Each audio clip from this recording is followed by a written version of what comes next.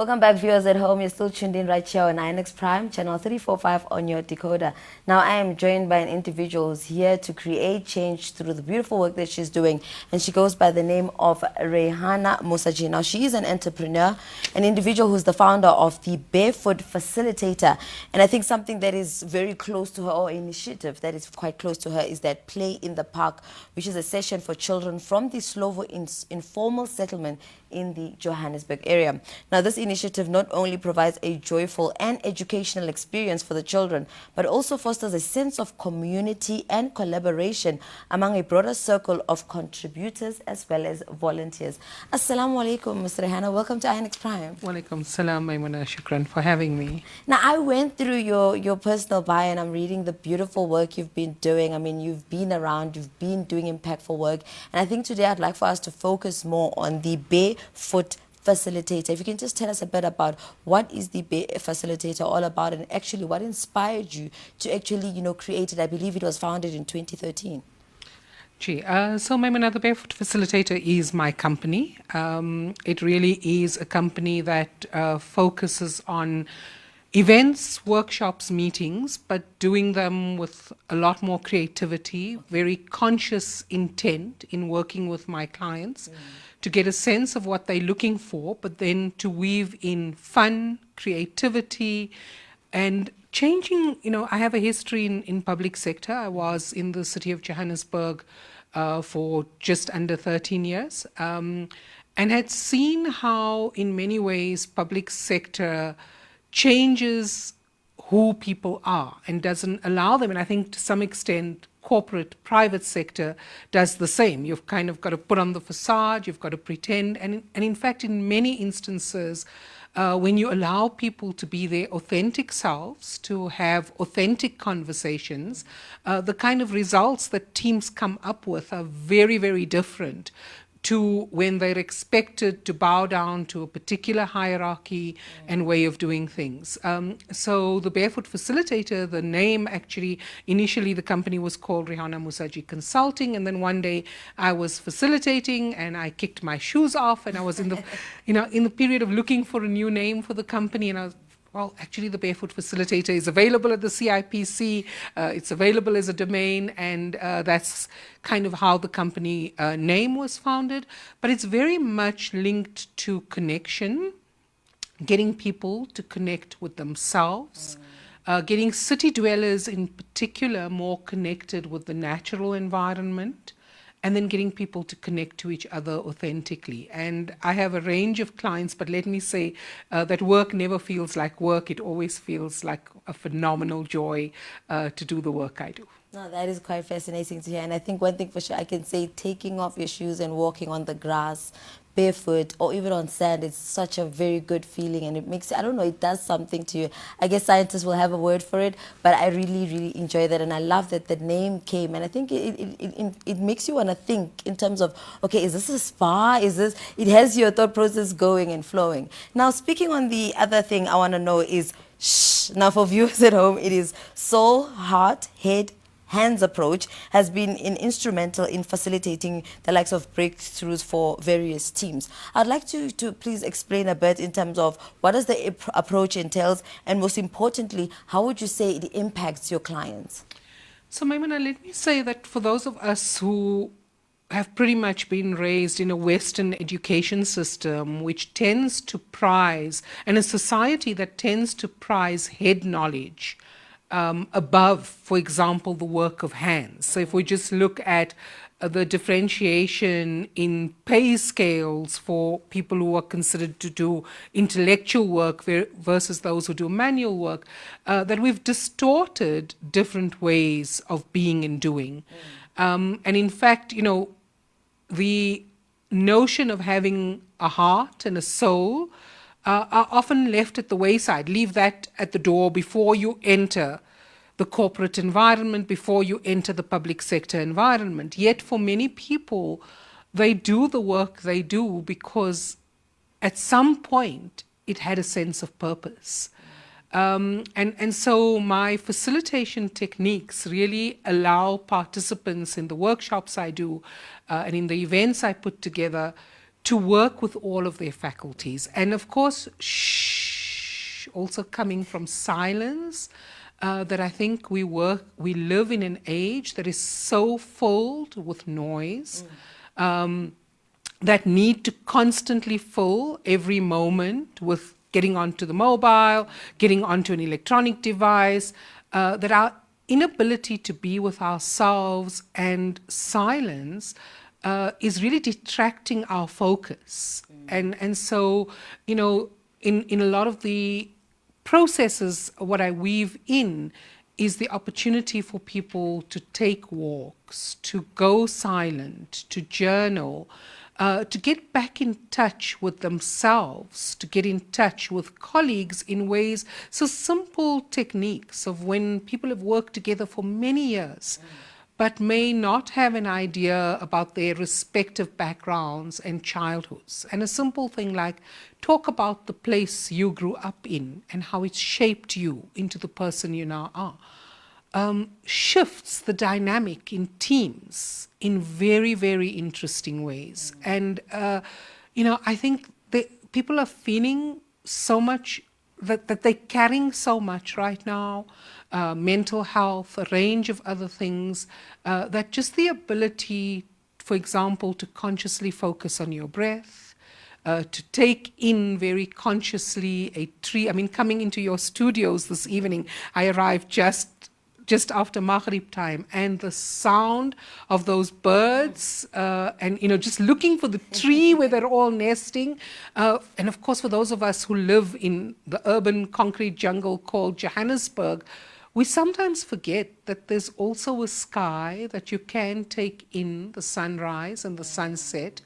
So people almost kind of only want to connect with themselves or nature when we go to the sea or the mountain. Yeah.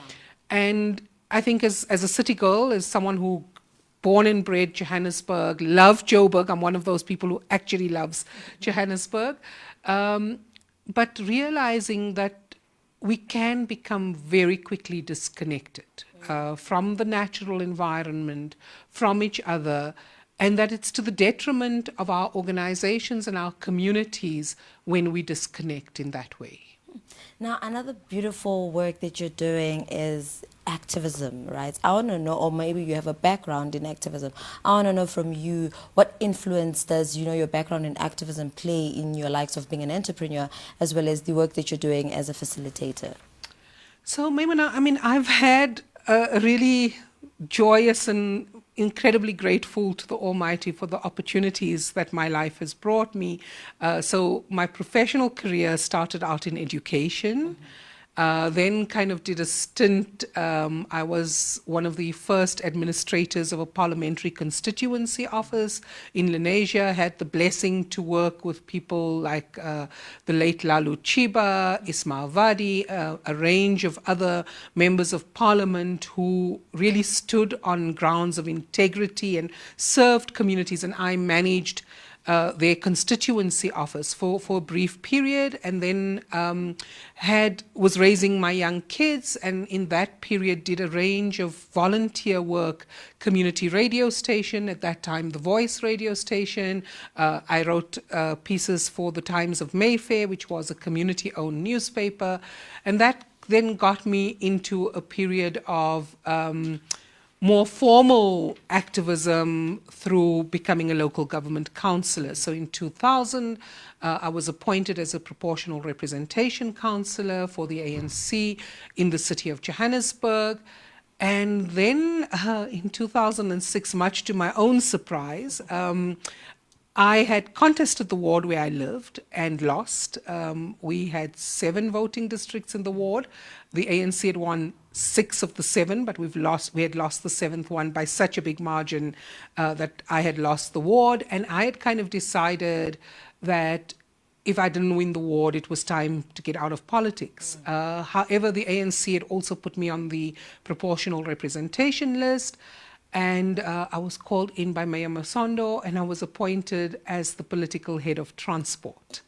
This was 2006, run up to the hosting of the World Cup in 2010. Well, Confeds Cup 2009, World Cup 2010, and our mayor had a vision for a range of legacy projects, and of course, transport was one of the legacy projects. So, really had the opportunity then to work with a phenomenal team in bringing Rea Vaya, the bus rapid transit program, to Johannesburg.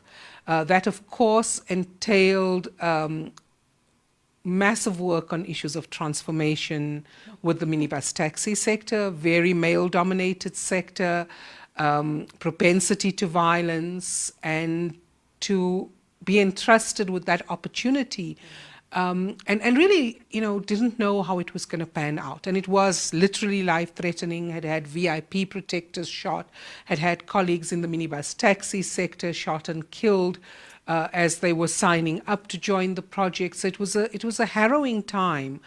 But I think, the transition into how does one use any space you're in and any opportunity you're given to effect change. And, I have had the opportunity to kind of speak to global audiences, been invited by the American Public Transport Association, have run master classes at the International Transport Forum. I have no qualification in transport, I must add, but a lot of it was just an interest in how we had gone about doing this project.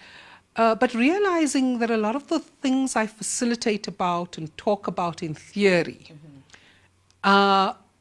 what is the practice of that? And one of the issues, of course, that is very current is what does it take to build safer and better communities? Now, I have lived in Crosby for the last almost 28 years, 29 years, and had occasion to go back into an informal settlement close to where I live, based on something I'd experienced in relation to gender-based violence. I'd seen a woman being beaten up by her partner and said to the police, look, I can identify the car because he had driven off with the two young kids and had actually broken her back. And I can identify this man without any problem. I mean, I was horrified because I live across from a park. I was actually cleaning the park on this particular morning when this incident happened. And by the time I got down from the park and had heard the screaming, initially didn't understand what was going on. This car was already surrounded by a group of people, predominantly men. And I had anticipated that these men would actually apprehend the perpetrator. They took the woman away and let him drive off.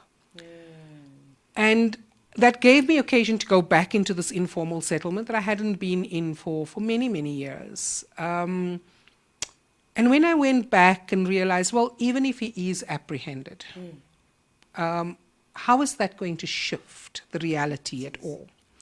And how wounded are men that the only way in which they can feel powerful is to lash out at women in the ways that we all know during the pandemic got even worse.